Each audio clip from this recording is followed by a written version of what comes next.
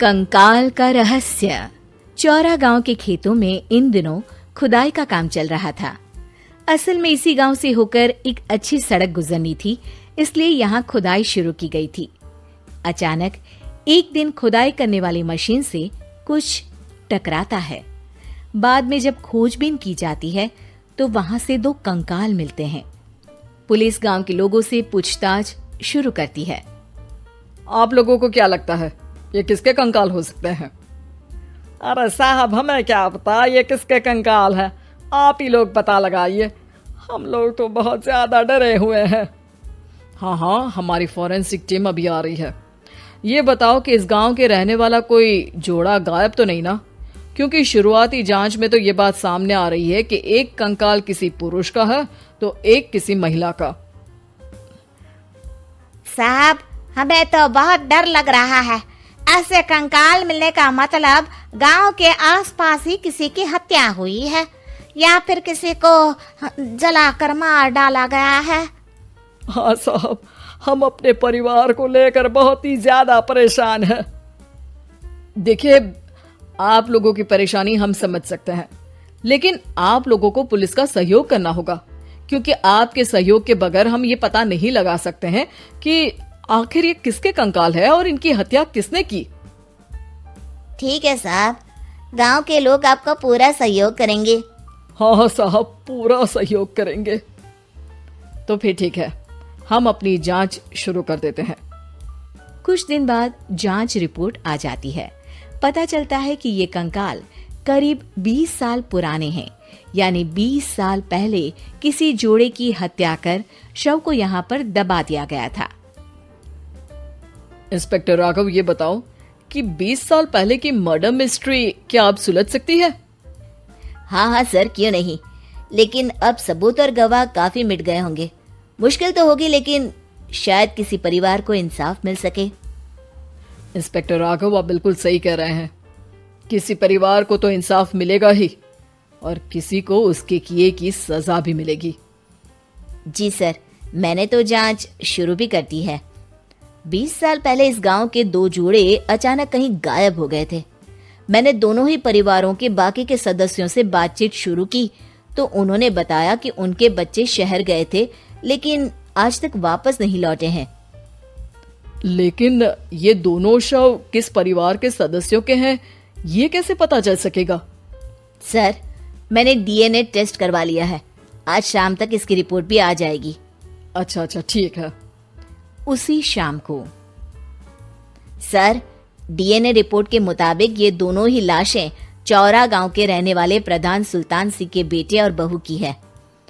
लेकिन इनकी हत्याएं किसने की है, ये कैसे पता लगेगा?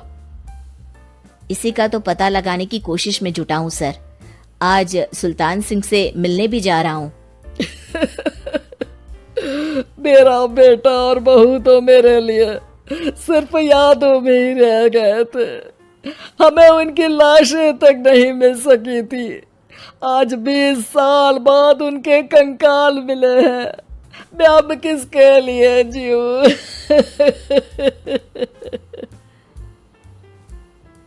लेकिन सर, क्या आपकी किसी से कोई दुश्मनी थी? अपने बेटे बहू की हत्या के लिए आप किसे जिम्मेदार मान रहे हैं? अब मैं किसका नाम बोलूं? मेरी तो किसी से दुश्मनी नहीं थी, बस मेरे बेटे बहू को कोई वापस ला पाता।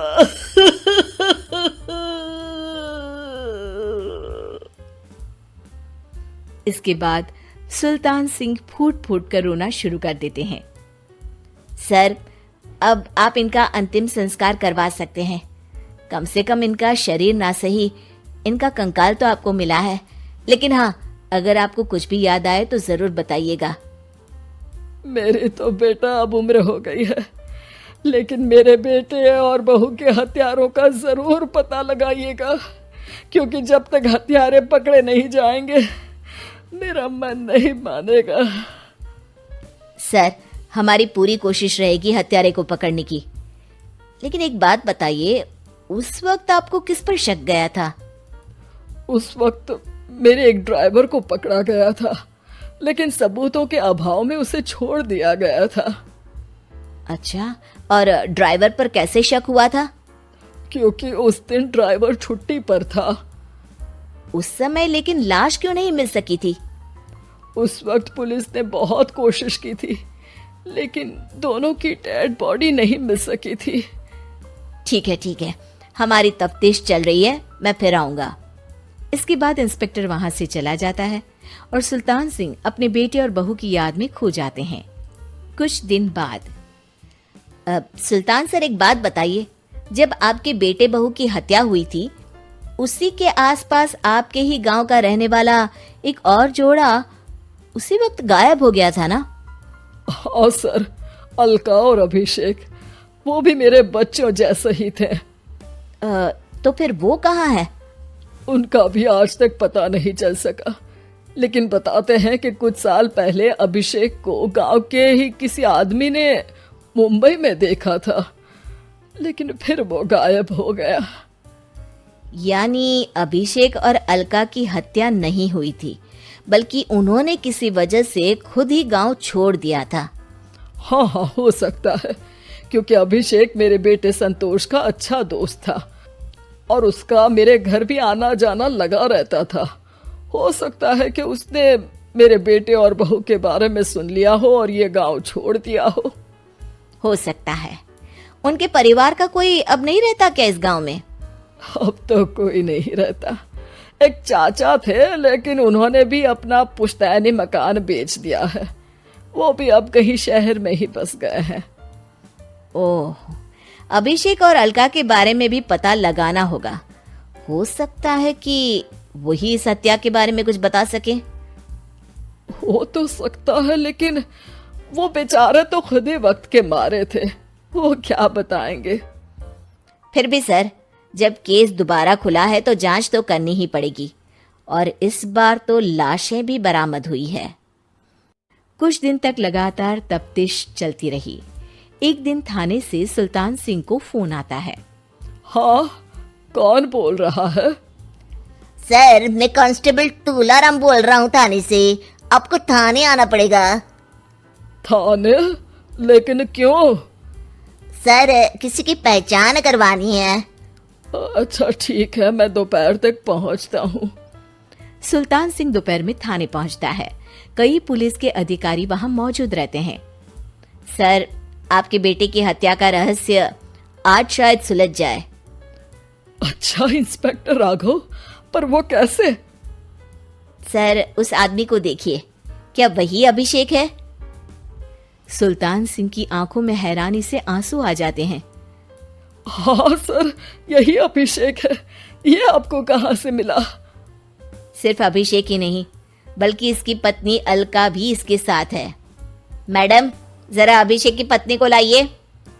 जैसे ही अलका को पेश किया जाता है, सुल्तान सिंह जमीन पर गिर जाते हैं। सुल्तान सर, क्या हुआ आपको? आप अलका को देखकर गिर क्यों गए? सुल्तान सिंह सर पकड़कर बैठ जाते हैं। ये अलका नहीं, बल्कि ये तो मेरी बहू रितु है। पूरा थाना एक दूसरे का मुंह देखने लगता है। क्या?